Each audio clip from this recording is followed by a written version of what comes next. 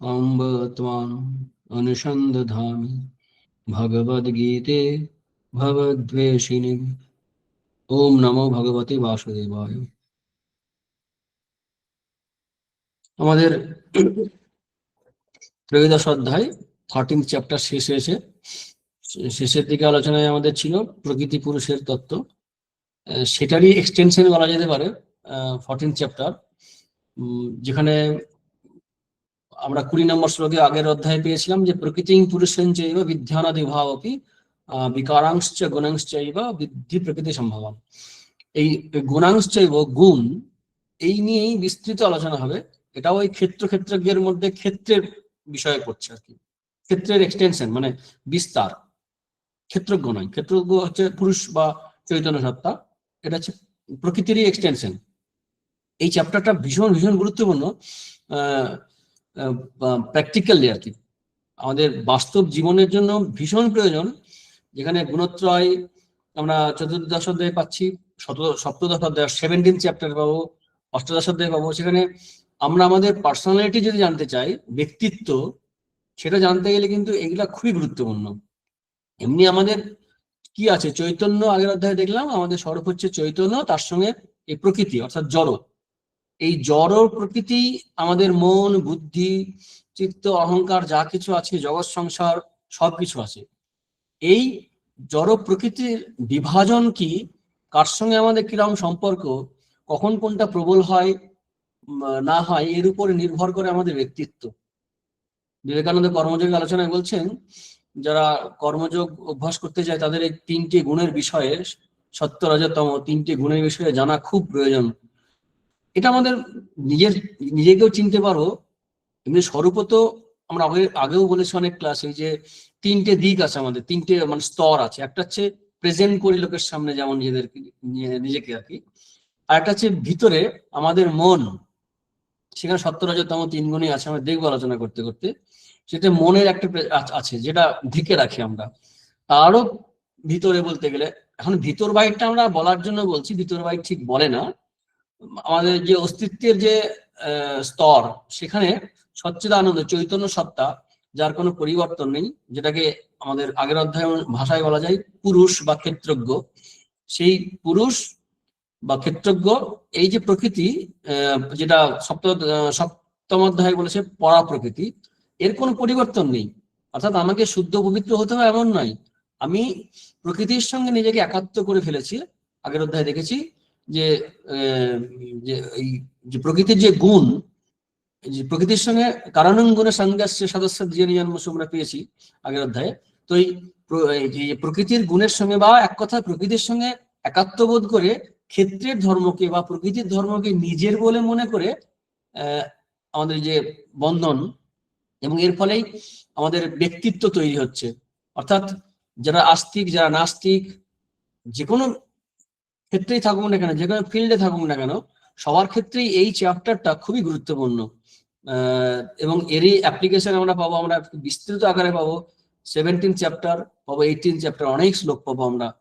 সাত্বিক, রাজসিক, তামসিক, কর্তা, জ্ঞান, সুখ, তারপরে সাত্বিক ধৃতি, তামসিক ধৃতি, আহার নিয়ে পাবো সাত্বিক আহার, রাজসিক আহার, তামসিক আহার। এসব সপ্তম অধ্যায়ে, সপ্তদশ অধ্যায় এবং অষ্টাদশ অধ্যায়ে আমরা বিস্তৃত আকার পাবো। এইটা জানা খুবই প্রয়োজন এই কারণে, কারণ এমনি দৈনন্দিন জীবনে নিজেকে জানতে এবং অন্যকে জানতে, ম্যানেজ করতে, সংসার, পরিবার, মানুষজন, এদের সবাইকে ম্যানেজ করতে সবচেয়ে ইম্পর্টেন্ট হচ্ছে নিজেকে ম্যানেজ করা। অর্থাৎ আমি কোন স্তরে আছে, আমার মধ্যে কোন গুণ প্রবল, এবং কোন গুণের মাধ্যমে গেলে আমরা আধ্যাত্মিক জীবনে উন্নতি করতে পারবো, সাংসারিক ক্ষেত্রে উন্নত হতে পারবো, মানে জাগতিক যে লাভ, সেক্ষেত্রেও রাজস্বিক গুণের কি ভূমিকা আছে আমরা দেখবো আলোচনা করতে করতে গিয়ে। তো এই গেল একটা সাধারণ আলোচনা যে এই অধ্যায়ের গুরুত্বটা কোথায়। ভাষ্যকার টিকাকাররা আরেকভাবে আলোচনা করেছেন, এগুলোকেও নিয়েছেন অবশ্যই, এই যে কথাগুলো আলোচনা করলাম আমরা। সেখানে শ্রীধর স্বামী বা মধুসূদন সরস্বতী এনারা আলোচনা করেছেন যেখানে, যে আগের অধ্যায়ে যেখানে ইয়াবৎ সঞ্জয়তে কিঞ্চিত সত্যং স্থাবর জঙ্গমম, এই ক্ষেত্রজ্ঞের সংযোগের সৃষ্টি হয়েছে, সেখানে সাংখ্যমত ঈশ্বর মানে না, প্রকৃতি আর পুরুষ দুটো তত্ত্ব আলাদা ভাবে মানে, আমরা আগের অধ্যায়ে আলোচনা করেছি। তো সেখানে ঈশ্বরের যেন ভূমিকা নেই, সেটাকে আরো বিস্তৃত আকারে বলার জন্য এখানে প্রথম 3 এবং 4 নম্বর শ্লোকে বলবেন যে প্রকৃতির অস্তিত্ব নির্ভর করছে সম্পূর্ণ পুরুষের উপরে, অর্থাৎ চৈতন্য সত্তার উপরে এই মায়া নির্ভর করছে। মায়া প্রকৃতি মানে চৈতন্য ছাড়া মায়া থাকতে পারে না, মহামায়া থাকতে পারে না। চৈতন্যের অস্তিত্বেই তার অস্তিত্ব।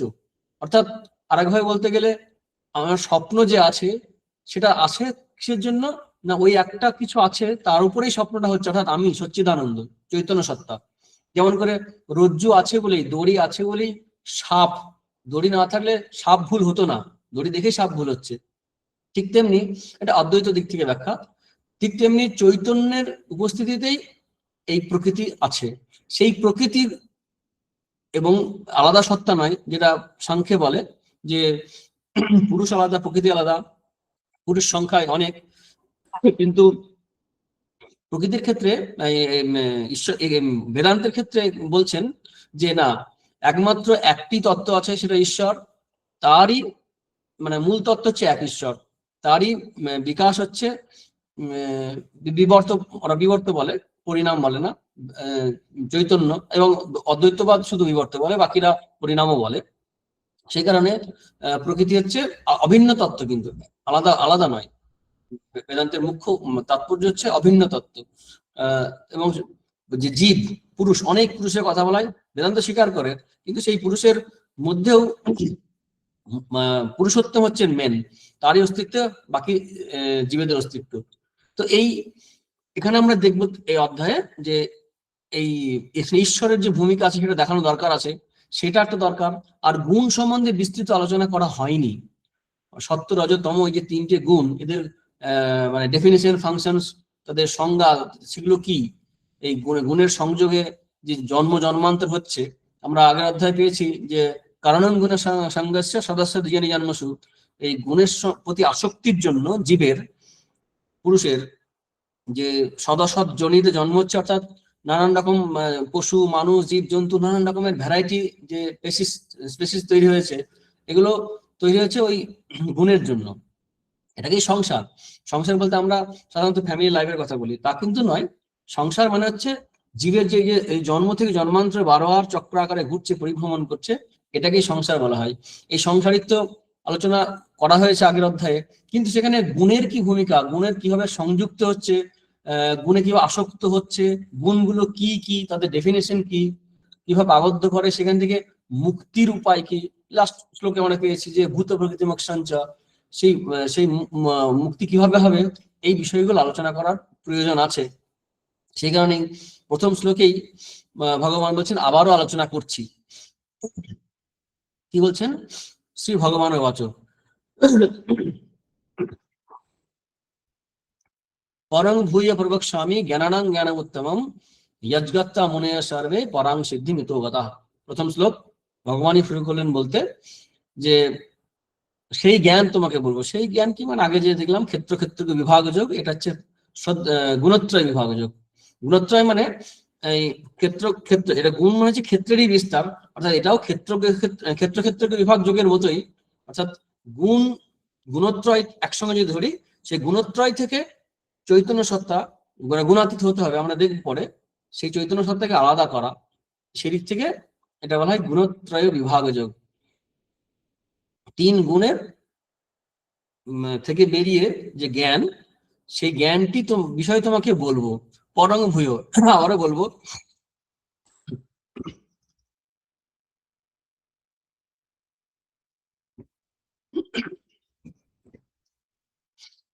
ভূয় প্রবক্ষ্যামি, মানে আবারও বলবো কোন জ্ঞান, মানে জ্ঞানানাং জ্ঞানম উত্তমম, জ্ঞানের মধ্যে শ্রেষ্ঠ জ্ঞান। আর যে জ্ঞান লাভ করে মুনিরা পরাং সিদ্ধিমিত কথা, এই জগৎ থেকে মানে পরাসিদ্ধি লাভ করেছে, অর্থাৎ আত্মজ্ঞান লাভ করেছেন, ব্রহ্মজ্ঞান লাভ করেছেন। কেমন করে? উত্তরে বলা হচ্ছে যে সেই জ্ঞান যেটা পূর্ণতার জ্ঞান দেবে, জ্ঞানানাম জ্ঞানম উত্তমম। তাৎপর্য হচ্ছে এখানে যে 3 গুণের বাইরে গিয়ে কিভাবে মুক্ত হওয়া যায়, সেই জ্ঞান। অর্থাৎ এখানে শ্রীকৃষ্ণ ত্রিগুণাতীত অবস্থার ইঙ্গিত দিচ্ছেন, যেটা আমরা পরে দেখবো। এই একই কথাই বলছেন যে জ্ঞান লাভ করলে কি হয়, দ্বিতীয় নম্বর শ্লোকে বলছেন ইদং জ্ঞানে উপাশ্রিত্য মম সাধর্ম আগতা স্বর্গে পিনা পূজায়ন্তে প্রলয়ে না ব্যথন কিছু।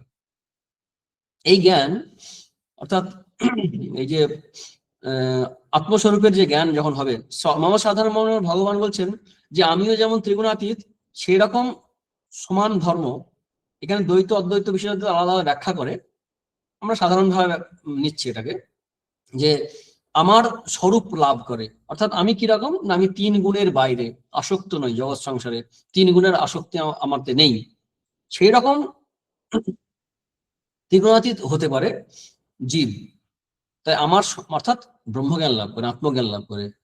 এই সাধারণ যখন এসে যায় ইদম জ্ঞান উপাসিত মম সাধারণ আগাতা, তখন কি হয়, এই যে সৃষ্টি হয়, ব্রহ্মার সৃষ্টি হোক বা সাধারণভাবে জীবের যে সৃষ্টি হয় রেগুলার যে হচ্ছে, সেখানে সেই সময় আর তার জন্ম হয় না নতুন করে, আর প্রলয়ে না ব্যথন দিচ্ছে, অর্থাৎ ধ্বংসের সময়ও তার কষ্ট হয় না। ধ্বংসের যে ভয়ঙ্কর রূপ আমরা একাদশ অধ্যায়ে পেয়েছি, বিভিন্ন পুরাণেও নানান বর্ণনা আছে, সেখানে দেখিয়েছে যে যে করাল যে গ্রাস কিভাবে ধ্বংস হয়, সেখানে সে ব্যথিত হয় না, কষ্ট পায় না। এই দিক থেকে এগুল 1 এবং 2 নম্বর শ্লোক, যেখানে জ্ঞানের প্রশংসা করলেন, এই জ্ঞানের দ্বারা কি লাভ হবে। এরপরে ওই যে আগে বলছিলাম যে সৃষ্টি তত্ত্ব, আবার সৃষ্টি রহস্যটা আবার 2টো শ্লোকে বলছেন, যেটা আমরা ত্রয়োদশ অধ্যায়ে পেয়েছি, তারই কন্টিনিউশন বলা যেতে পারে। কি বলছেন 3 নম্বর শ্লোকে বলছেন মম যোনির মহৎ ব্রহ্ম তস্মিন গর্ভং দধাম্যহম সম্ভব সর্বভূতানাং ততো ভবতি ভারত। বলছেন যে ভগবান বলছেন আমার মহৎ ব্রহ্ম হচ্ছেন আমার উৎপত্তি স্থল, মম যোনি, অর্থাৎ মহৎ ব্রহ্ম। মহৎ ব্রহ্ম মানে বিশেষ ব্রহ্ম বলতে পারি আর কি, মানে মহামায়া, যেটা সাংখ্যের ভাষায় বলা হয় প্রকৃতি, কিন্তু পার্থক্য আগেই বলেছি প্রকৃতি, এখানে এখানে মানে ঈশ্বরেরই শক্তি, শক্তি আর শক্তিমান, শক্তিমানের যেমন শক্তি, শক্তি আর শক্তিমান হবে, তেমনি ঈশ্বরেরই শক্তি, সেটা হচ্ছে মহৎ ব্রহ্ম। মহৎ ব্রহ্ম কেন বলা হচ্ছে, এই কারণে বলা হচ্ছে যে প্রকৃতির সমস্ত কার্যের কারণ, সেখান থেকেই সবকিছু সৃষ্টি হচ্ছে। আর ব্রহ্মের সঙ্গে যুক্ত আছে ব্রহ্মের উপাধি, মানে মায়া, যেটা বেদান্ত সারে বলা হয় যে সমষ্টি অজ্ঞান উপহিত চৈতন্য ঈশ্বর। তো এই যে অজ্ঞান, সমষ্টি অজ্ঞান মানে মায়া, সেই মায়া যেহেতু ঈশ্বরকে ঈশ্বর করছেন মায়ার জন্যই, মানে মায়ার জন্য ঈশ্বর হচ্ছেন, সেই মায়াই হচ্ছেন প্রকৃতি, এখানে তিনি ব্রহ্ম। তো সেখানেই তসমিন গর্ভং দদাম, আমি গর্ভধান করি মানে কি, আমি সর্বভূতের জন্ম যে কারণ, তার বীজ স্বরূপ প্রকৃতিরূপ জনিতে আধান করি, অর্থাৎ সেখানে আমি আমার এখানে আধান করা মানে এমনি সাধারণভাবে জীবের যেভাবে জন্ম হয় স্ত্রী পুরুষের মিলনের ফলে, ঠিক সেভাবে নয়, কিন্তু এখানে চিদাভাস, চৈতন্য সত্তা, রিফ্লেক্টেড কনসাসনেস যেটা বলা হয়। যেমন একটা আয়নাতে সূর্যের আলো পড়লো, বা জলে যখন সূর্যের আলো পড়ছে তখন আর একটা সূর্য বলে মনে হচ্ছে, ওই মানে প্রতিফলিত চৈতন্য, রিফ্লেক্টেড কনসাসনেস, এটাকে চিদাভাস বলা হয় শাস্ত্রে, সেটা সমস্ত জীবের মধ্যেই আমরা পাই। অর্থাৎ আমরা যে বেঁচে আছি চৈতন্য সত্তা, তার কারণ ওই ভগবানের চৈতন্যে চৈতন্যবান আমরা। আর সেখানে আধার কে দিচ্ছেন, মা, অর্থাৎ জগৎ জননী প্রকৃতি, সেটাও জড়, কিন্তু সেও তারও কিন্তু একদম সোর্সে গেলে দেখতে পাবো কি, তারও উৎপত্তি, তারও অস্তিত্ব নির্ভর করছে এই ঈশ্বরের উপরে, অর্থাৎ চৈতন্য সত্তার উপরে, পরব্রহ্ম পরমাত্মার উপরে। তো সেখানে কি করছেন, যেটা সুন্দর বর্ণনা করেছেন শ্রীধর স্বামী, তিনি বলছেন কি, তন মহৎ ব্রহ্ম মম পরমেশ্বরস্য যোনি, পরমেশ্বরের যোনি, এখানে গর্ভাধান স্থান, সেখানে উৎপত্তি স্থল, অর্থাৎ জগৎ জননী মা। তস্মিন অহং গর্ভম, কেন, জগৎ বিস্তার হেতু, জগতের বিস্তারের জন্য, চিদাভাসং দদামি নিক্ষিপামি, অর্থাৎ চিদাভাস দান করছেন। তারপর বলছেন কি, যে প্রলয়কালে কি হয়, সমস্ত জীব অবিদ্যা কাম কর্ম অনুযায়ী, যেটা বেদান্তের মুখ্য কথা শঙ্করাচার্য বারবার বলেন, সে অবিদ্যা কাম কর্ম অনুযায়ী জীব যখন সব প্রলয় হয়ে যায়, তখন মহামায়াতে বা ভগবানে লীন থাকে। সৃষ্টির সময়ে তখন কে কি কাজ করেছে, কার কি রকম অ্যাক্টিভিটি, সেই যে সূক্ষ্ম আকারে আছে, সেটা যেমন বীজ থাকে না, একটা লাউ বীজ, লাউ গাছ হবে না সর্ষে গাছ হবে, সেটা একই রকম সর্ষে বা রাই একই রকম তাকে দেখতে লাগে, কিন্তু যখন বীজ পোতা হয় তারপর দেখা যায় এটা সর্ষে এটা রাই, দুটো এক নয়। ঠিক তেমনি সৃষ্টির বীজগুলো যখন থাকে সেটা সেই সময়ে আবার সেটাকে আবার তার জন্ম মুক্তির জন্য মানে ভোগ এবং অপবর্গের জন্য, যেটা সাংখ্যের ভাষায়, তার জন্য আবার তাকে সৃষ্টি করেন। তখন এই তার ভগবানের কৃপা চৈতন্য আকারে থাকে, মানে তিনি ওই চৈতন্যকে চিদাভাসকে দান করেন, তখনই সেই জীবের আবার জন্ম হয়, আবার মুক্তির সুযোগ পায়, আবার ভোগের সুযোগ পায়, যে যেভাবে জীবনটাকে ইউটিলাইজ করবে। তো সেটাই হচ্ছেন ভগবানের গর্ভধারণ করা। তবে কোনো কোনো মতে বলে যে শুধুমাত্র সৃষ্টিকালে ব্রহ্মাকে সৃষ্টি করে দেন ঈশ্বর মহামায়ার সংস্পর্শে, কিন্তু তারপরে ব্রহ্মা বাকি সৃষ্টিগুলো করেন। আমরা উপনিষদে পাই গর্ভধারণ এই সৃষ্টির বিষয় বলতে গিয়ে ইক্ষণ, যেখানে বেদান্তে আছে স্বইক্ষাং চক্র, এগুলো আমরা উপনিষদে পাই। আবারও বলেছি যে গীতা এখানে পুরুষ প্রকৃতির যে পরিণামের কথা সেগুলো নেয়, যে অর্থাৎ এই যে বিস্তার হচ্ছে, গুণের বিস্তার, সত্য-রজতম সবই নিচ্ছে, কিন্তু আলাদা তত্ত্ব হিসেবে স্বীকার করছে না। এক তত্ত্ব পুরুষোত্তম, তার ইচ্ছাতে তারই অধ্যক্ষতায় বলতে গেলে জগৎ সৃষ্টি হচ্ছে, যেটা আমরা নবম অধ্যায়ে পেয়েছি, মায়াধ্যক্ষণে প্রকৃতি সুয়াতে সচরাচরম। আবার সপ্তম অধ্যায়ে যেটা বললাম কিছুক্ষণ আগে, যে জড় প্রকৃতি যেটা, সেটাকে বলা হচ্ছে অপরা প্রকৃতি, আর চেতন প্রকৃতিকে বলা হচ্ছে পুরুষ, ভগবানের। অর্থাৎ এভাবেই সৃষ্টিটা হচ্ছে, এবং এই সৃষ্টি হওয়ার ফলে ভগবান যেটা লাস্টে বলছেন পরের শ্লোকে 4 নম্বরে, সৃষ্টি প্রসঙ্গ শেষ করছেন আলোচনা করে ডিটেলস, তার বিস্তারটা পরে বলবেন। সর্ব যোনিষু কৌন্তেয় মূর্তয় সম্ভবন্তিয়া তাসাং ব্রহ্ম মহোদয়োনি রাহং বীজ প্রদপ্রেতা। অর্থাৎ এই যত রকমের জীব হতে পারে, দেব পিতৃ মনুষ্য পশু পাখি যা হোক, মানে অ্যামিবা থেকে শুরু করে ব্রহ্মা পর্যন্ত সবেরই মূল উৎস হচ্ছে কি? শ্রী ভগবান, পরমাত্মা, চৈতন্য, পরম পুরুষ। সেখান থেকেই বাকি সব সৃষ্টিগুলো হচ্ছে, ভূত সৃষ্টি যা কিছু হচ্ছে, এই সাবর জঙ্গম মানে অ্যানিমেট থিংস যা আছে, যে মানে সাবর জঙ্গম যা কিছু, সবকিছু তাদের মা হচ্ছেন কে? প্রকৃতি, মহামায়া। আর আমি হচ্ছি পিতৃস্থানীয়, তাসাং ব্রহ্ম মহোদয়োনি অহং বীজপ্রদ পিতা। আমি জন্মদাতা পিতা, বীজপ্রদ পিতা, গর্ভধারণ কর্তা, আর প্রকৃতি ইয়োনি অর্থাৎ মাতৃস্থানীয় মা। আমরা শ্রী শ্রী মায়ের কথাই পাই, এটা উল্লেখ করলে খারাপ হবে না। একবার শ্রী শ্রী মায়ের মা শুয়ে আছেন এক জায়গায়, একজন ভক্ত মেয়ে বা মা, তিনি বললেন যে মানে মাকে শ্রী শ্রী মা সারদা দেবীকে মা বলতে গিয়ে যে আমরা তো তোমার পেটে হয়নি, মানে স্নেহ ভাব ভালোবাসাটা কম ইত্যাদি এগুলো হয়তো ইন্ডিকেট করেছিলেন উনি। তখন মা উঠে তপ্তস্বরে বসে বললেন, মানে বসে তপ্তস্বরে বলছেন, কি বললে? আমার পেটে হওনি, তবে কার পেটে হয়েছে? আমার ছেলে মেয়ে নাও, তবে কার ছেলে মেয়ে? আমি ছাড়া মা আর কেউ আছে নাকি? সব মেয়ের ভিতরেই আমি, সব মায়ের মধ্যেই আমি রয়েছি, যে যেখানেই আসুক সবাই আমার ছেলে মেয়ে, এটা সত্য জানবে। এটা মা বললেন। অর্থাৎ এই যে এখানে মা বলতে আমরা জগৎজননী, আমরা মাকে মানি, জগৎজননী হিসাবে বিশ্বাস করি। তো সেই মা, সেই জগৎজননী সমস্ত জীবের যে সৃষ্টি হচ্ছে, মানে নারী প্রকৃতি, নারী জাতি, তার মধ্যে দিয়ে মা বলতে চাইছেন যে এই আমি হচ্ছে মা প্রকৃতির, অর্থাৎ গোটা জগৎ সংসার প্রকৃতির মধ্যে মহামায়ের আছেন, এবং ঈশ্বর পরম পুরুষ তারই ওই চৈতন্যে সব, মানে ওই যে চিরাভাষণ দ্বারা আমি, তার থেকেই সব তৈরি হচ্ছে। অর্থাৎ মূল সোর্সটা কি? মূল হচ্ছে ভগবান।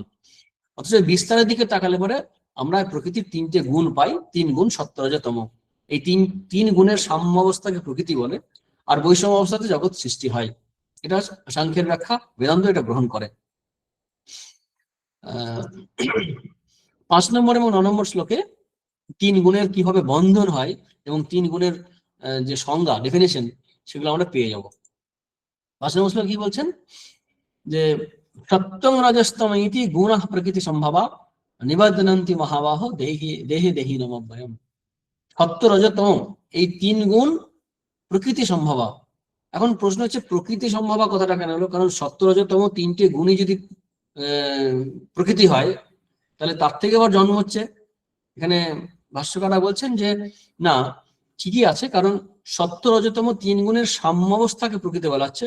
যখন তার মধ্যে চঞ্চলতা বা বৈষম্য সৃষ্টি হচ্ছে, তখন তার থেকে মানে চেঞ্জ, মানে একটু ডিফারেন্স তৈরি হচ্ছে, সমান অবস্থায় থাকছে না।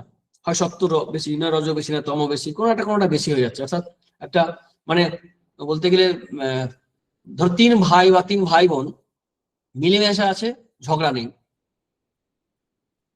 যখনই ঝগড়া শুরু হলো, তখনই প্রবলেম তৈরি হলো, সমস্যা সমাধানের জন্য তখন চেষ্টা শুরু হলো। এই জগৎটা যেন এরকম তিন গুণের সাম্যাবস্থায় সৃষ্টি নেই। যখন বৈষম্য তৈরি হলো, তখন তাদের আলাদা আলাদা পাত্র তৈরি হলো, মানে বাদী বিবাদী তৈরি হলো। এবার তার সমাধানের জন্য নানা রকম আইন কানুন কোর্ট ইত্যাদি তৈরি হলো।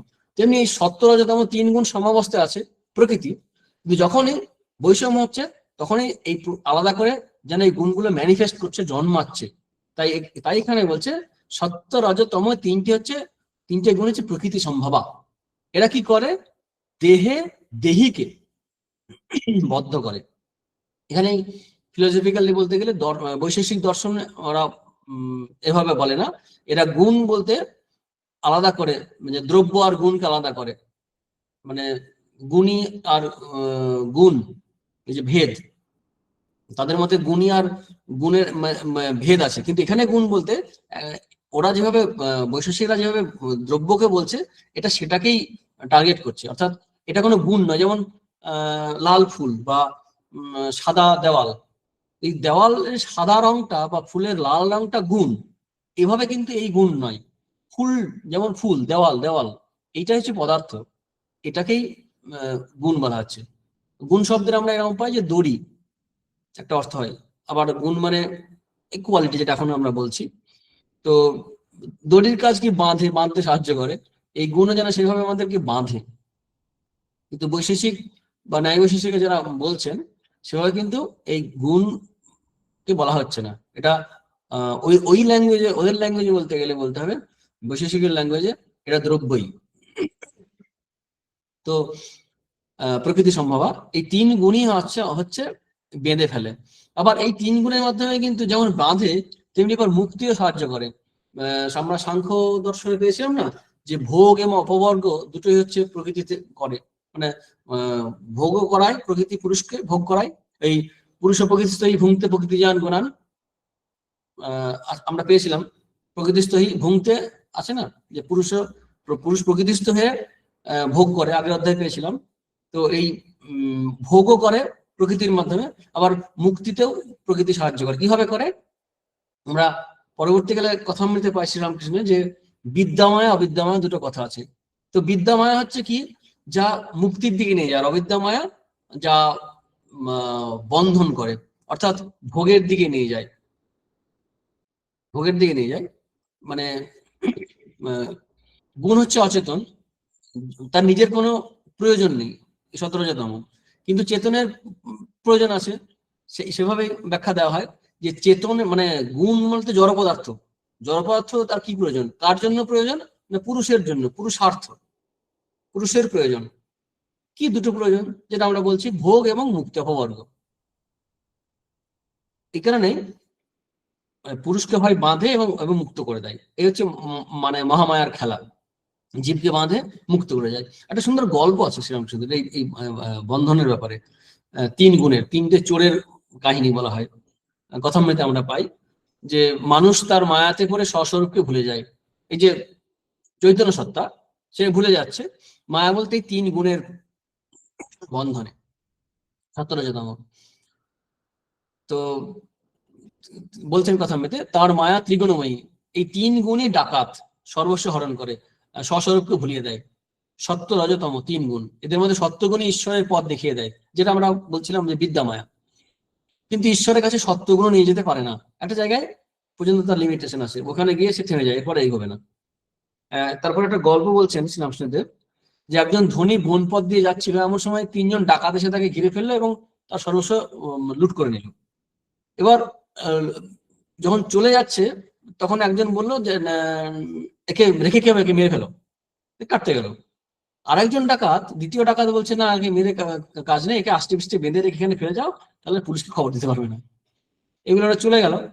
কিছুক্ষণ পরে আরেকজন ডাকাত, মানে থার্ড যে ডাকাত, তৃতীয় ডাকাত, সে ফিরে এলো, এসে বললো, আহা তোমার বড় লেগেছে না, আমি তোমার বন্ধন খুলে দিচ্ছি। এখন বন্ধন খোলার পর কিছুটা পথ এগিয়ে নিয়ে গিয়ে সরকারি রাস্তার কাছে এসে বললো, মানে ওই জঙ্গল থেকে আর কি সরকারি রাস্তা এসে বললো, ওই তোমাদের পথ দেখা যাচ্ছে, ওই তোমার বাড়ি, ওখানে তুমি চলে যেতে পারবে আরামসে। তো তখন বললো, মশাই আপনি এত উপকার করলেন, আর একটু চলুন আমার বাড়িতে, চলুন, আনন্দ পাবো। তখন ডাকাত বলছে, না না, আমার ওখানে যাওয়ার জন্য পুলিশে আসে, পুলিশে ধরবে। এই বলে সে পথ দেখিয়ে দিয়ে চলে গেল। শ্রীরামচন্দ্র বলছেন, এই প্রথম ডাকাত হচ্ছে তমগুণ, যে বলেছিল যে কে আর কি রেখে কি হবে, মেরে ফেলো। তমগুণ বিনাশে হয়, তমগুণে বিনাশ হয়। আর দ্বিতীয় ডাকাতটি রজগুণ, রজগুণে মানুষ সংসারে বদ্ধ হয়, নানা কাজে জড়ায়। আমরা দেখলাম দ্বিতীয় ডাকাতটি কি করছে, বলছে বেঁধে ফেলে চলে যায়, বেঁধে রেখেও দিল। রজগুণ ঈশ্বরকে ভুলিয়ে দেয়। সত্যগুণ যেন সিঁড়ির শেষ ধাপ, তারপরে ছাদ। মানুষের স্বধাম হচ্ছে পরব্রহ্ম, ত্রিগুণাতীত না হলে ব্রহ্মজ্ঞান হয় না।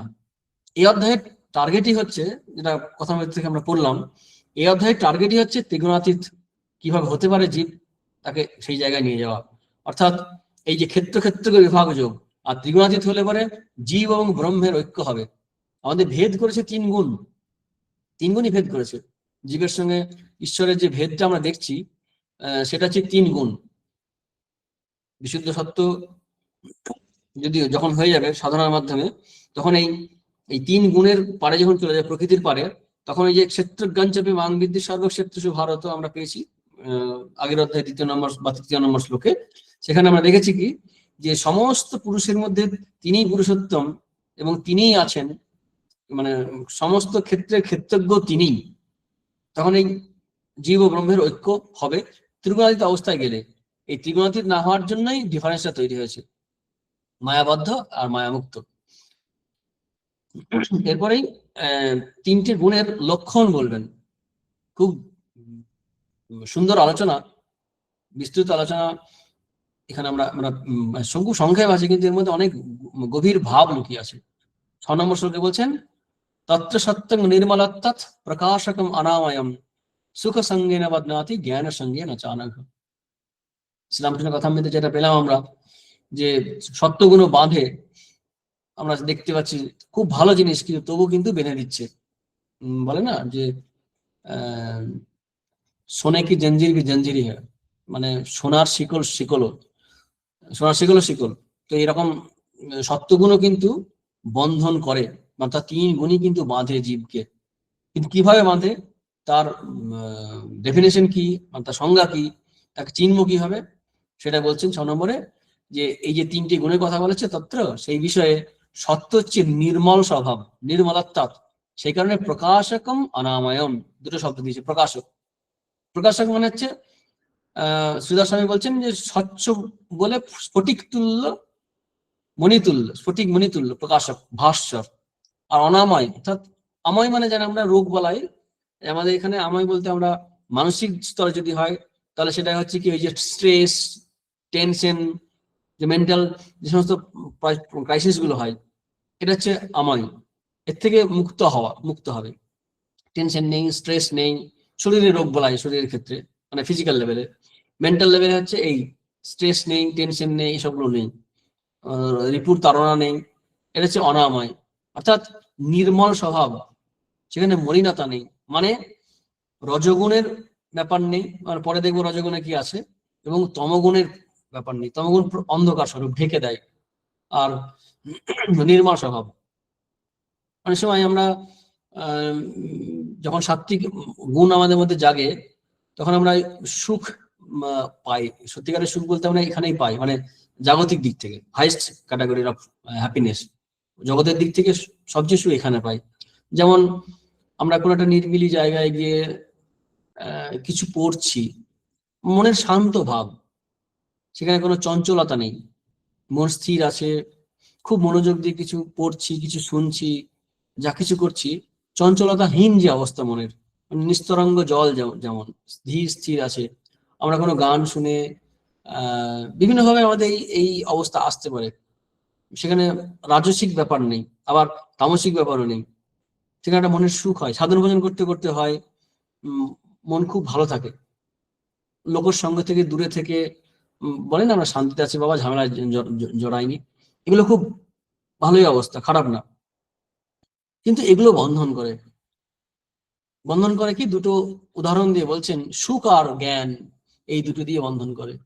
আর অনেক কিছু থাকতে পারে, কিন্তু দুটিকেই বলেছেন শ্রীকৃষ্ণ। বলছেন কি, সুখ সঙ্গে না বাদনাতি, মনে রাখতে হবে টার্গেট হচ্ছে কি, সেই ত্রিগুণাতীত হওয়া, অর্থাৎ এই তিন গুণ তার উৎপত্তি কথা থেকে আমরা জেনেছি তো, যে প্রকৃতি পুরুষ, এই প্রকৃতি হচ্ছে কি জড় প্রকৃতি, আমাদেরকে বেঁধে রেখেছে, যে সেই চৈতন্য সত্তাকে বদ্ধ করে রেখেছে। বদ্ধ করে রেখেছে কে? এই প্রকৃতি।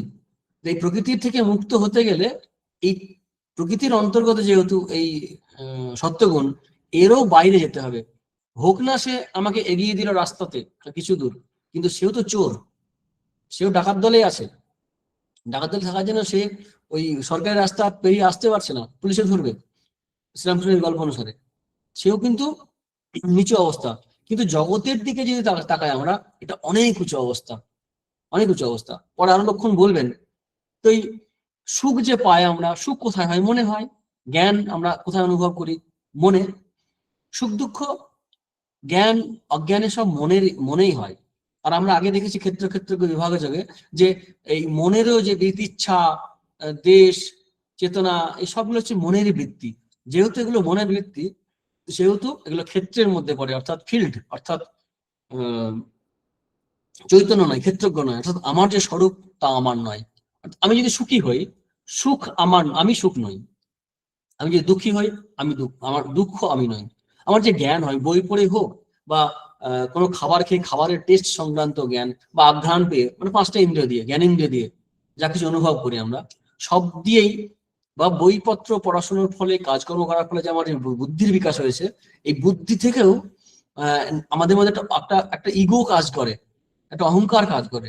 সেখানে আমরা আমি জ্ঞানী, আমি জ্ঞানী, এই ভাব আমার মধ্যে আছে, আমি জানি, জানলে একটা আনন্দ হয়। এখন আমরা বলতে পারি এটা তো খুব ভালো জিনিস, সত্যি ভালো জিনিস, খারাপ নয়।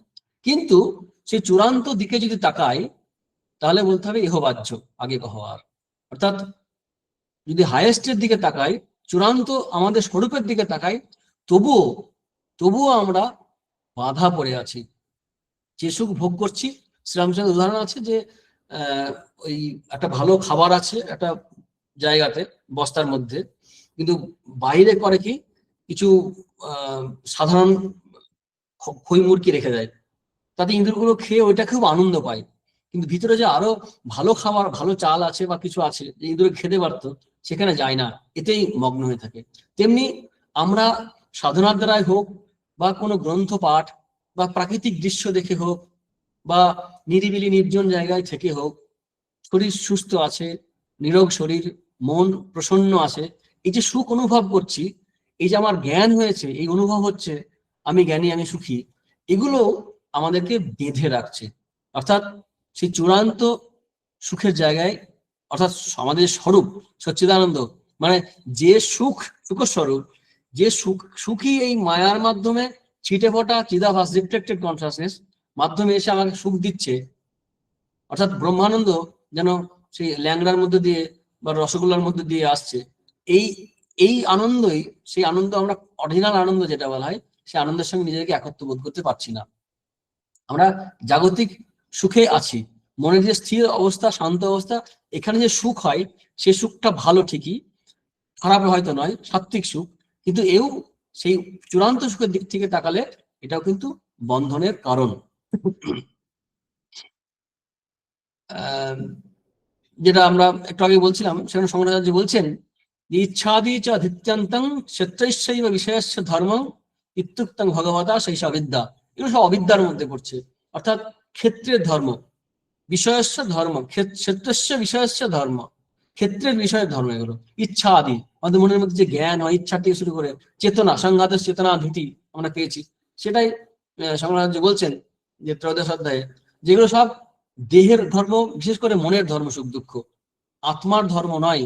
আত্মার তো ধর্ম হলে তো আত্মা আলাদা, ধর্ম আলাদা হবে, অর্থাৎ আত্মস্বরূপ নয়। এই জ্ঞান যে হয়, এই জ্ঞান আত্মজ্ঞান নয়। এই যে সুখ হয়, যে আনন্দ হয়, এটা কিন্তু সেই সচ্চিদানন্দের সেই আনন্দ স্বরূপ নয়।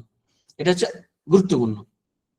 তিন রকম সত্য আছে, দু রকম সত্য ভাগ করা হয়, যে মিশ্র সত্য আর শুদ্ধ সত্য। মিশ্র সত্য মানে রজ আর তম মিলিয়ে যে সত্য। এখন সাধক যখন সাধনা করে তখন এই অবস্থায় আসে। শুদ্ধ সত্য বলতে এখানে শব্দটা ব্যবহার করে শুদ্ধ সত্য, আসলে এই তিন গুণের পাড়ে যাওয়ার অবস্থাকেই ইন্ডিকেট করছে। আবার খেয়াল রাখতে হবে এই গুণ কিন্তু সবসময় কোন একজন ব্যক্তির মধ্যে সবসময় থাকে সাতটা এমন নয়। তার সময় রজ গুণ আসতে পারে, তমগুণ আসতে পারে। কোন একটা ব্যক্তির গোটা চরিত্রের মধ্যে তামসিকতা প্রবল, তখন তামসিক প্রকৃতির ব্যক্তি। রাজসিক প্রকৃতির ব্যক্তি দেখবো কি তার কাজকর্মের দিকে তাকালে বুঝতে পারবো। সাত্ত্বিক ব্যক্তি এরকম। কিন্তু এর মানে এই নয় যে সাত্ত্বিক ব্যক্তি মানে সবসময় সত্যগুণে থাকবে। আমরা পরে দেখবো যে যে ঘুম হয় এটা তমগুণের থেকে হয়, তার মধ্যে তমগুণ আছে। সে কাজকর্ম করে, চঞ্চল হয়, একটু অ্যাক্টিভিটি আসে, সেখানে রজগুণ থেকে হচ্ছে। অর্থাৎ সত্য রজতম তিন গুণই আসে, কিন্তু যে গুণটা প্রমিনেন্ট হয় সেই গুণ অনুসারে সেই ব্যক্তিকে আমরা বলি বা সেই সাধককে বলি ইনি হচ্ছে রাজসিক ব্যক্তি বা তামসিক ব্যক্তি। তাদের জন্য আলাদা আলাদা সাধনার ব্যবস্থা আছে। ত্রিগুণাতীত হওয়ার জন্য সাধনার মধ্যে দিয়ে যেতে হবে সত্য রজতম তিন গুণ। এই সাত্ত্বিক অবস্থা যে লক্ষণ আমরা পেলাম, সেখানে আমরা দেখতে পাচ্ছি কি যে এই প্রকাশক অনাময় এবং একটা শান্ত ভাব, কারণ নির্মল স্বভাব, সেখানে সুখ আছে, জ্ঞান আছে। আমরা যে সাহিত্য থেকে, সঙ্গীত থেকে, বিজ্ঞান, যে সমস্ত জ্ঞান আমরা পাই এবং মানুষের সঙ্গে ভালো সম্পর্ক, ভালো ব্যবহার করি, যে যেখান থেকে আনন্দ হয়, এগুলো সব ভালো। কিন্তু সেগুলো কিন্তু কখনোই আমরা সবসময় বলতে পারি না যেটা আধ্যাত্মিক আনন্দ। ভজন করলে একটা আনন্দ হয়, ভজনানন্দ, সেটা কিন্তু ব্রহ্মানন্দ নয়। এই যে চর্চা করছি আমরা, গীতা আলোচনা করছি, এটা সাত্ত্বিক সুখ, যদি সুখ হয় আমাদের, যদি আনন্দ হয়, সাত্ত্বিক জ্ঞান, কিন্তু এটা সেই জ্ঞানাতীত অবস্থায় বা ত্রিগুণাতীত অবস্থায় আমাদের নিয়ে যাচ্ছে না, এই জ্ঞানাতীত অবস্থায় নিয়ে যাচ্ছে না। তো এখানে ভক্তির ক্ষেত্রে এরকম বলা হয় যে ভাগবতে আছে যে সত্য রজতম এই তিন প্রকার ভক্তির লক্ষণ বলে নির্গুণা ভক্তির কথা সেখানে বলছে। সেখানে একটা শ্লোকের একটা অংশ আছে এরকম, ইয়েনা অতিব্রজ্য ত্রিগুণং মদ ভাবায় উপপদ্যতে। অর্থাৎ সত্য রজতম তিন গুণ অতিক্রম করে গেলে ঠিক ঠিক সেই নির্গুণা ভক্তি হয়, অর্থাৎ সেখানে ব্রহ্মভাব লাভ হয়, অর্থাৎ ভক্তির দ্বারা ব্রহ্মজ্ঞান লাভ হয়। আমরা এই অধ্যায় শেষেও দেখবো আমরা। তো গীতাতে এই বিশুদ্ধ সত্য এবং শুদ্ধ সত্যের এই পার্থক্যটা বিস্তৃত না করলেও আমরা অন্যান্য জায়গা থেকে পাই। সংগ্রহাচার্য আলোচনা করছেন, অনেকেই আলোচনা করছেন, যেখানে নিশ্চয়ই গুণ্য পথিবিচরতাং কবিধি নিষেধ, সাধকের শুদ্ধ অবস্থায় আমরা গীতাতেই পেয়েছি নিশ্চয়ই গুণ্য নিত্য সত্যস্ত, দ্বিতীয় অধ্যায় পেয়েছি। নির্দ্বন্দ্ব নিত্য সত্যস্ত নির্যোগ সমাত্মমান, ওখানে পেয়েছি। ত্রিগুণ্য বিষয়বেদা নিশ্চয়ই গুণ্য ভাবার্জুন, সেখানে নিশ্চয়ই গুণ হওয়ার কথা পেয়েছি। এটা ইন্ডিকেট করেছে, আমরা তখন হয়তো অতটা খেয়াল করিনি, এই তিন গুণের অতীত অবস্থাকেই নির্দেশ করছে, ইন্ডিকেট করছে। নিশ্চয় ত্রৈগুণ্য বিষয় বেদা নিশ্চয়ই গুণ ভাবার জন্য, দ্বিতীয় অধ্যায়ের 45 বা 46 নম্বর শ্লোকে হবে, আছে এটা। নিত্য সত্যস্ত, অর্থাৎ এই নিত্য সত্যস্ত মানে এখানে হচ্ছে এই তিন গুণের অতীত হওয়ার কথা বলা হচ্ছে। এখন এই শুদ্ধ সত্য আর মিশ্র সত্যের মধ্যে পার্থক্য আছে। শুদ্ধ সত্য হচ্ছে কি বিশুদ্ধ সত্যস্য গুণ প্রসাদ স্মাত্মানুভূতি পরমা প্রশান্তি তৃপ্তি প্রহর্ষ পরমাত্মনিষ্ঠা ইয়া সদানন্দ রসং সমৃচ্ছতি। এটা সংগ্রহের বিবেচনের মধ্যে সম্ভবত আছে এই শ্লোকটি। সেখানে হচ্ছে কি যে বিশুদ্ধ সত্য হচ্ছে কি আত্মানুভূতি, এখানে তিন গুণের পার, পরমাত্মনিষ্ঠা, প্রসাদ, তৃপ্তি, আনন্দ, সদানন্দ, এগুলো। আর মিশ্র সত্য কি সত্যং বিশুদ্ধং জলবৎ তথাপি তাভ্যাং মিলিত্বা শরণায় কল্পতে। নিঃস্বস্য সত্যস্য ভবন্তি ধর্মা স্বমানিত্যাদ্য নিয়মা ইয়ামাদ্য শ্রদ্ধা চ ভক্তিশ্চ মোক্ষতা চ দৈবী চ সম্পত্তির অসন্নিবৃত্তি। এর মানে হচ্ছে যে সত্যগুণ জলের মতো নির্মল হলেও অন্য দুটো গুণের সঙ্গে মিশে থাকে এবং সেই কারণে বন্ধনের কারণ। বিশেষত কি লক্ষণ বলছেন যে কর্তৃত্ব অভিমান হয়। তারপরে যে সাধনাগুলো আমরা অভ্যাস করি, ইয়ম নিয়ম, শ্রদ্ধা, ভক্তি, মুক্ষতা, সমদমাদি সম্পত্তি, দৈবী সম্পদ, যেটা আমরা এই শ্লোকে পেলাম, এই অনিত্য বস্তুতে বিরাগ। মূল কথা হচ্ছে কি যে মিশ্র সত্যগুণ হচ্ছে মুমুক্ষু বা মুমুক্ষুর সাধন অবস্থায়, আর শুদ্ধ সত্য হচ্ছে মুক্তের সিদ্ধ অবস্থায়। যেটা আমরা বলছিলাম যে শুদ্ধ সত্য এবং মিশ্র সত্যের মধ্যে পার্থক্য এটাই যে সাধক সাধনা করতে করতে আমরা যে সাধারণভাবে যে সুখ বা আনন্দ লাভ করি, বই পড়ে আনন্দ পাই বা সাধনা করতে পাই, এটা সব কিন্তু ওই মিশ্র সত্যের মধ্যে পড়ছে, অর্থাৎ রজতম মিশ্রিত আছে। আর শুদ্ধ সত্য বলতে ওই যে গীতার 2য় অধ্যায় আমরা পেয়েছিলাম নিত্য সত্য, এটা হচ্ছে এই ত্রিগুণাতীত অবস্থা। তখন আমরা এর অনুভবটা আমরা করতে পারবো। আর এই যে অরবিন্দের গীতায় সুন্দর আলোচনা আছে, যেটা আমি পড়ি একটু। যে মানুষ সাধু জ্ঞানী, তাহার ভিতরে সাধুর অহং রহিয়াছে, জ্ঞানীর অহং রহিয়াছে, তিনি এই সাত্বিক অহংকারের তৃপ্তি করিতে যান। অর্থাৎ ইগো স্যাটিসফাই করি আমরা, সাত্বিক অহংকার মানে আমি সাধু, আমি ভালো, আমার জীবন ভালো। এটা সত্যি কথা বলতে গেলে আধ্যাত্মিক উন্নতির জন্য বা ব্যক্তিত্ব বিকাশের জন্য এই অহংকার বা ইগোটা দরকার হয়, মানে কুড়িকে ফুল হিসেবে ফোটাবার জন্য। কিন্তু সেই কুড়িকে ফুল ফোটানোর পরে ফুলের যে অভিমান ত্যাগ করতে হয়, তখনই সেই ফুলটা ভগবানের পায়ে যায় বা আত্মজ্ঞান হয়।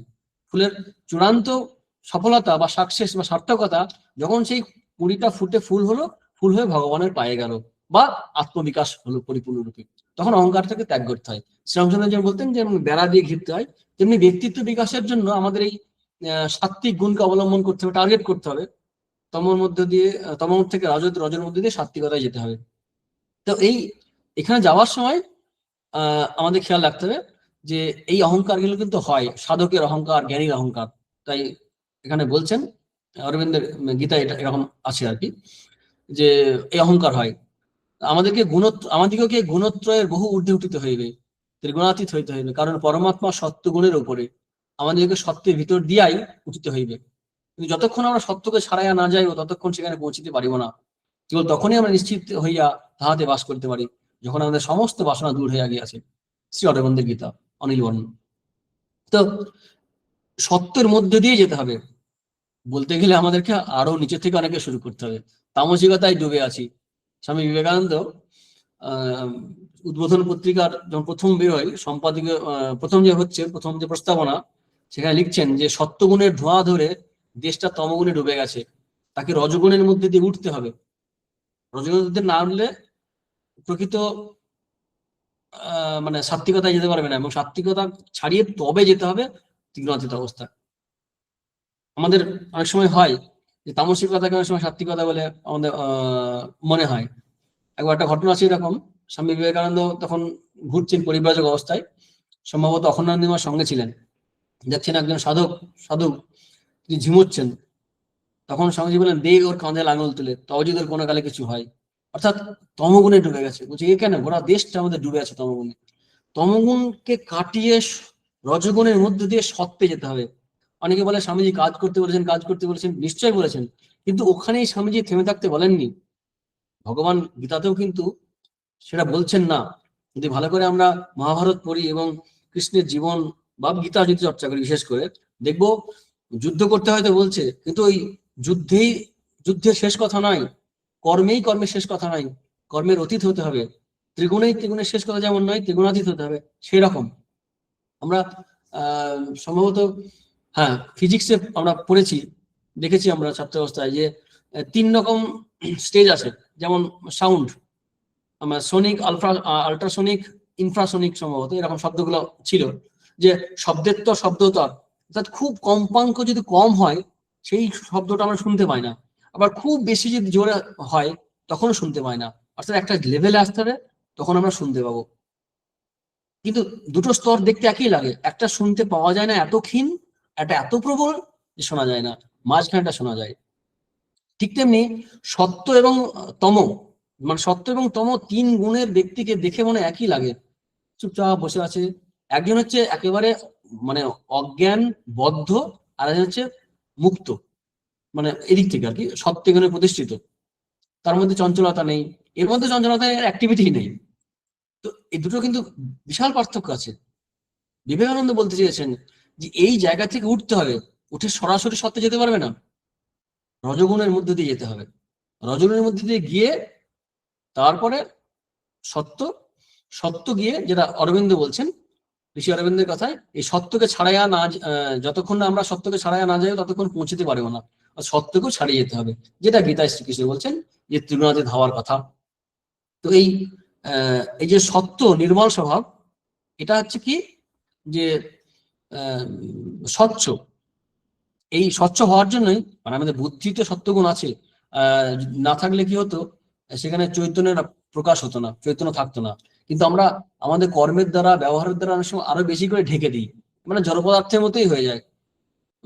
সেখানে আমরা আলোচনায় পাচ্ছি এরকম যে সত্যগুণ হচ্ছে প্রকাশক, মানে চৈতন্যের যে তমগুণকৃত আবরণ সেটাকে দূর করে দিচ্ছে এই প্রকাশ শব্দ চৈতন্য সত্তা। নির্মলের জন্য এখানেই মানে চৈতন্যকে গ্রহণ করতে পারছে। মধুসূদন সরস্বতী বলছেন চিৎ বিম্ব গ্রহণের যোগ্য হচ্ছে, এই কারণেই চৈতন্যের প্রকাশ হচ্ছে। বুদ্ধি সাত্ত্বিক অংশে বেশি থাকে, আবার সেটাকে তমগুণ হয়ে যাবে, মানে অর্থাৎ অ্যাক্টিভ থাকে না। আমরা সাত্ত্বিক বুদ্ধি, রাজসিক বুদ্ধি, তামসিক বুদ্ধি অষ্টাদশ অধ্যায়ে গিয়ে পাবো। তো এই হচ্ছে মোটামুটি আমরা আলোচনা করলাম। এর পরের না একটা আলোচনা করি, এখানে বলি, এই যে প্রসঙ্গ মনে পড়লো হঠাৎ করে বলতে বলতে, এই যে সুখ পাই আমরা সাধন ভোজন করতে গিয়ে, সে সুখও যে আলটিমেট সুখ নয়, বা সে জ্ঞানও যে আলটিমেট জ্ঞান নয়। একটি মানে গানের কথা মনে পড়লো, শ্রীরামকৃষ্ণদেবের সামনেই নরেন্দ্রনাথ দত্ত তখন বিবেকানন্দ গিয়েছিলেন, সেই গানটি হচ্ছে কি সুখ জীবনে মম হে নাথ দয়াময় হে। সেখানে মাঝের দুটো লাইন আছে, সুকুমার কুমার মুখ দেখিতে না চায় হে, যদি সে চাঁদ বয়ানে তব প্রেম মুখে দেখিতে না পায় হে। তারপর একটি লাইন আছে যেরকম, সতীর পবিত্র প্রেম তাও বলি না তমায় হে, যদি সে প্রেম কনকে তব প্রেম মনে নাহি জড়িত রয় হে। অর্থাৎ এগুলো সব সাত্ত্বিক, সুকুমার মুখ, একটা বাচ্চা শিশুর মুখ কি সুন্দর, কিন্তু বলছেন যে এটাও কিন্তু বন্ধনের কারণ, যদি সেখানে ভগবত বৃত্তি, ভগবত ভাব যদি না থাকে। বলছে সতীর পবিত্র প্রেম খুব উন্নত, খুব চূড়ান্ত, কিন্তু সেটাও ভগবতময় হতে হবে, ভগবত ভাবনা আসতে হবে। অর্থাৎ যদি সে প্রেম কনকে তব প্রেম মনি নাহি জড়িত রয় হয়। অর্থাৎ এই সত্যগুণই শেষ কথা নয়, আরো সারিয়ে যেতে হবে। এরপর আমরা রজগুণ, অনেকটা সময় হয়ে গেছে, সত্যগুণ সম্বন্ধে আমরা যে আলোচনা করলাম এটুকুই থাক। তারপর দিন থেকে আমরা রজগুণের বা তমগুণ পরপর আবার আলোচনা করব, নাকি কৌশলী? হ্যাঁ মহারাজ, আমরা গুণত্রয়ের আলোচনা শুনলাম মহারাজের কাছ থেকে, খুব সুন্দর আলোচনা। এখন যদি কারো এখান থেকে বা পূর্ববর্তী ক্লাস থেকে কোনো প্রশ্ন থাকে তাহলে মহারাজের কাছে তা রাখতে পারি আমরা।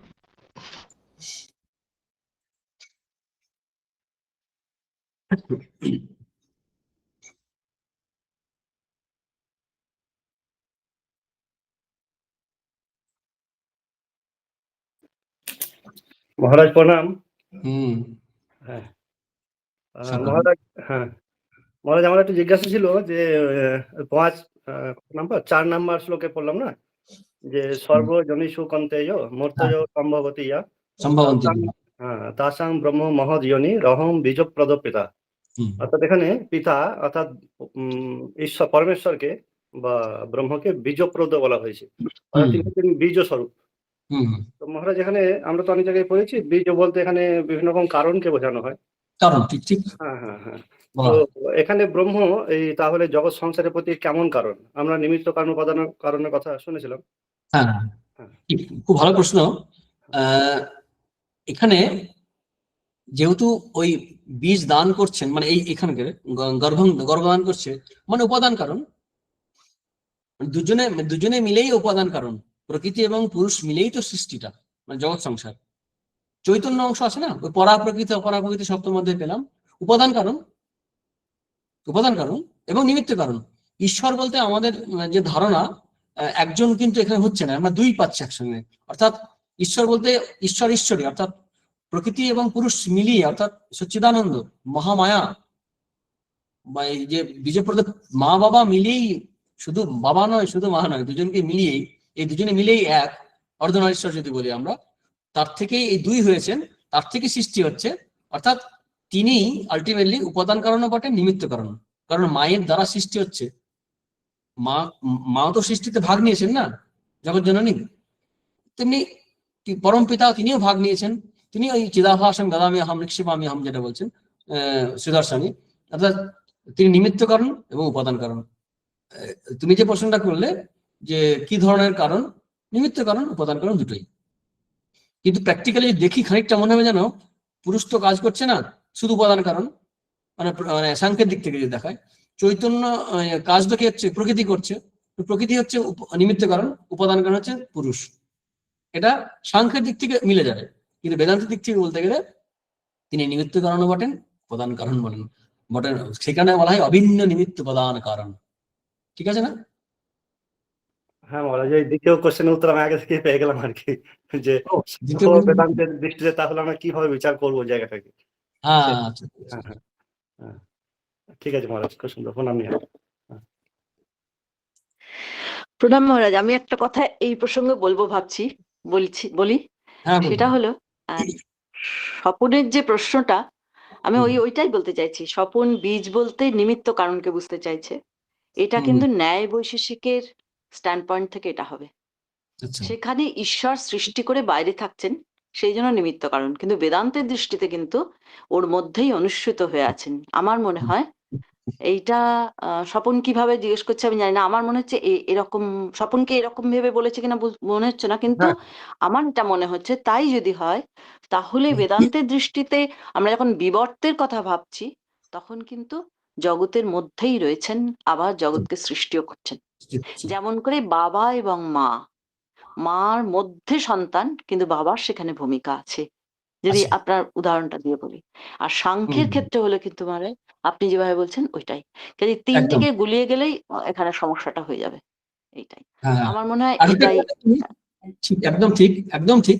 এবং অন্যান্য অনেক ধর্ম মতে, মানে শুধুমাত্র আমি যদি বিস্তৃত আকারে বলি, বড় আকারে বেদান্ত বা হিন্দু ধর্ম যদি না বলি, অনেক জায়গায় সৃষ্টি প্রকরণ এরকম আছে যে ভগবান সৃষ্টি করে দিলেন ম্যাটার আলাদা, যেটা ন্যায় বৈশেষিকের যে স্ট্যান্ড পয়েন্ট, যে দৃষ্টিভঙ্গি, যে দ্রব্য আছে, ফ্লোটিং পার্টিকেলস আছে জগতে, সেগুলো নিয়ে তিনি সৃষ্টি করছেন। এটা কিন্তু অনেক ধর্মে আছে, আমি নাম পার্টিকুলারলি করছি না। তো সেখানেও বলে জগৎ সংসারে এই যে সমস্ত ছিল, খড় মাটি যেমন থাকে আর কি, মূর্তি তৈরি করে, তেমনি জগৎ সংসারের উপাদান ছিল, সেগুলোকে নিয়ে ভগবান সৃষ্টি করে, সৃষ্টির বাইরে তিনি আলাদাভাবে আছেন। আমাদের এই মত আমাদের হিন্দু শাস্ত্রেও আছে, কিন্তু এটাকে চূড়ান্ত হিসেবে মানে না। মতভেদ তো সবসময়তেই থাকে আমাদের, নানান মত নিয়ে আমাদের, কিন্তু সিদ্ধান্ত যদি বলি, সিদ্ধান্ত হিসেবে চূড়ান্ত সিদ্ধান্ত আমাদের এটাই গ্রহণ করে, যেটা বেদান্তের সিদ্ধান্ত, যে দুই নেই একই আসে। সেই কারণ প্রকৃতির সাংখ্য তো আলাদা, বৈশেষিক তো আপনি বললেন, ন্যায় বৈশেষিক একদম আলাদা, কিন্তু এখানে পুরুষ আর প্রকৃতি দুটোই, অর্থাৎ প্রকৃতি উপাদান ও প্রকৃতি, উপাদান কারণ প্রকৃতি, মানে তারই সত্তরজতম তিনটে গুণ তো প্রকৃতি। অর্থাৎ সেখান থেকেই তৃতীয় অবতেজ মরুদ ব্রহ্ম সেগুলো সৃষ্টি হচ্ছে। বেদান্তের দিক থেকে যদি বলি প্রকৃতি থেকে হচ্ছে। আবার আরেক দিক থেকে যদি বলতে প্রকৃতির উৎপত্তি কোথায়, তার অস্তিত্ব নির্ভর করছে কোথায়, যা আমরা সেই জ্ঞান তত্ত্ব আলোচনা করতে গিয়ে বলেছিলাম যে এই যেমন টেবিল নির্ভর করছে কার উপরে, কাঠের উপরে। কাঠ না থাকলে টেবিল থাকবে না, তেমনি পুরুষ না থাকলে প্রকৃতি থাকবে না, মানে চৈতন্য সত্তা না থাকলে, পরমাত্মা না থাকলে মহামায়া থাকবেন না।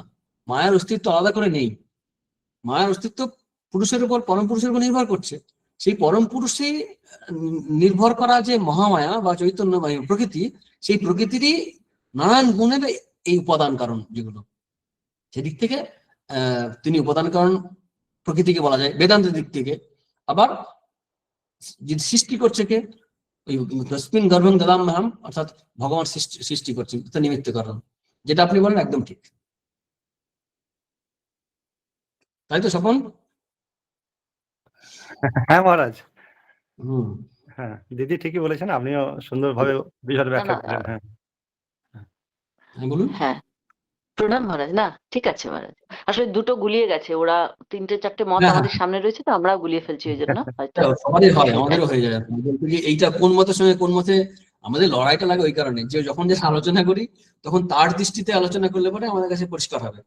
এবার সিদ্ধান্ত কি হবে, জীবনে আমরা কি প্রয়োগ করবো। প্রথম কথা হচ্ছে, সে তো পণ্ডিতদের তর্ক আছে, আমরা জীবনে কি অ্যাপ্লাই করব, এই প্রশ্নটা যখন আসবে তখন আমাদের মহাভারত থেকে যদি বলা যায় যে নাসৌ মুনির মতাং ভিন্ন আছে না, প্রথম লাইনটা ছিল বেদা বিভিন্ন স্মৃতি বিভিন্ন নাশো মুনির্যস্য মতং ন ভিন্ন ধর্মস্য তত্ত্বং নিহিতং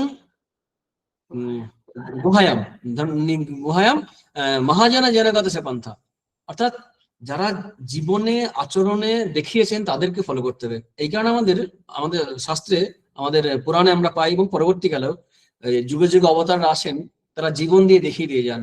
কৃষ্ণ রূপে, রাম রূপে, চৈতন্য রূপে, শ্রীরামকৃষ্ণ রূপে তাদের জীবনে, তাদের উপদেশ থেকে আমরা এটাকে সিদ্ধান্ত গ্রহণ করতে পারি। সেখানে সিদ্ধান্ত হিসেবে গ্রহণ করতে গিয়ে আমরা দেখবো সেখানে ন্যায় বৈশেষিক বা সাংখ্য দাঁড়াচ্ছে না, বেদান্ত দাঁড়াচ্ছে। চৈতন্যদেবের জীবন হোক, শ্রীকৃষ্ণের তো আমরা গীতা পড়ছি, কথামৃত যদি পড়ি আমরা দেখবো সেখানে গ্রহণ সবই করছে, মর্যাদা দিচ্ছেন, কিন্তু সিদ্ধান্ত হিসেবে গ্রহণ করছেন বেদান্তকে। আমাদের জীবনে গ্রহণ করবো কি? আমরা একাডেমিকলি ডিসকাস করতে পারি অনেক বিষয়গুলো, কিন্তু জীবনে আমরা সিদ্ধান্ত হিসেবে গ্রহণ করবো এটা। ঠিক আছে? হ্যাঁ মহারাজ, প্রণাম। আর প্রশ্ন কিছু থাকে? প্রণাম মহারাজ। আমার পঞ্চম শ্লোক যেটা আমরা পড়লাম এখান থেকে, সেখান থেকে একটা প্রশ্ন আমার যেটা মনে হচ্ছে আপনি বলেছেন, সেটা থেকে আরেকবার একটু হয়তো সমাধান করতে চাইছি। সেটা হচ্ছে যে ত্রিগুণের সাম্যাবস্থা প্রকৃতি, এটা আমরা যেমন বলছি, আবার ওই শ্লোকেরই প্রথম লাইনে যেখানে গুণা প্রকৃতি সম্ভবাহ বলা হলো, আবার গুণগুলি প্রকৃতিজাত এরকম বলা হচ্ছে কেন? এই জায়গাটা আরেকবার যদি। হ্যাঁ, আমরা আলোচনা করেছিলাম।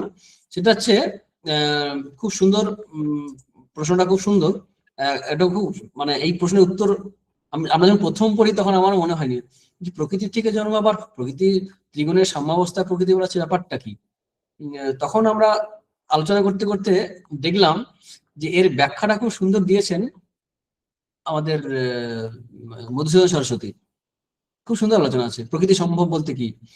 ঠিক আছে, যে তিনটে গুণ যখন একসঙ্গে থাকছে সাম্যাবস্থায়, তখন কিন্তু কোনো সৃষ্টি হচ্ছে না, নিজেদের সঙ্গে কোনো ভেদ নেই, একসঙ্গে আসে।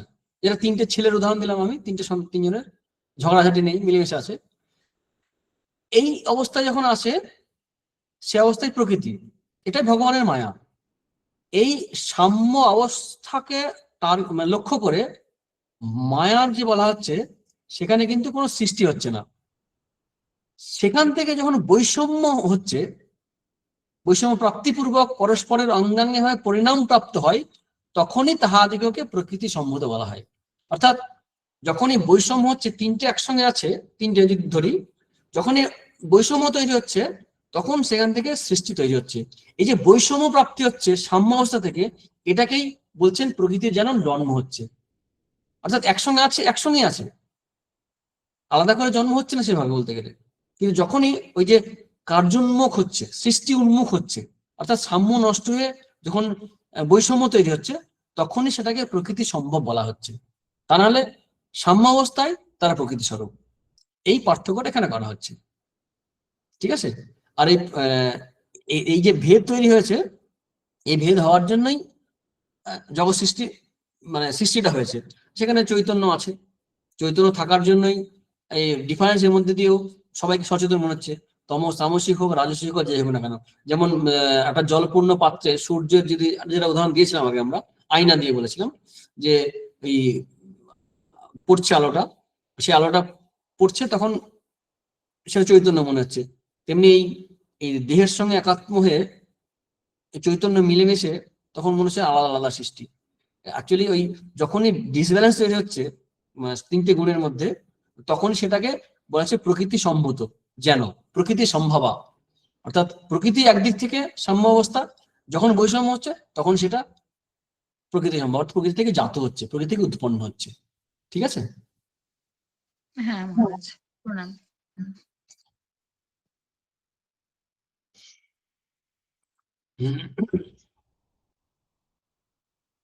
আজকে থাক নাকি?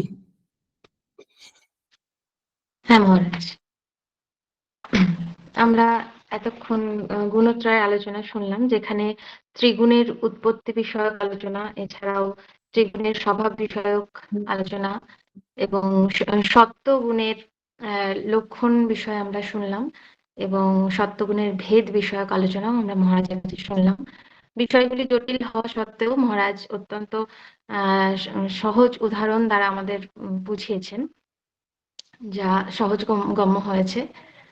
এখন ক্লাসে যারা উপস্থিত ছিলেন সকলকে শুভকামনা জানিয়ে এবং মহারাজকে আমার পক্ষ থেকে এবং গীতা বিনিশ্চয়ের পরিবারের সকলের পক্ষ থেকে সশ্রদ্ধ কৃতজ্ঞতা জানিয়ে আজকের ক্লাস শেষ করার অনুরোধ জানাবো। প্রণাম মহারাজ।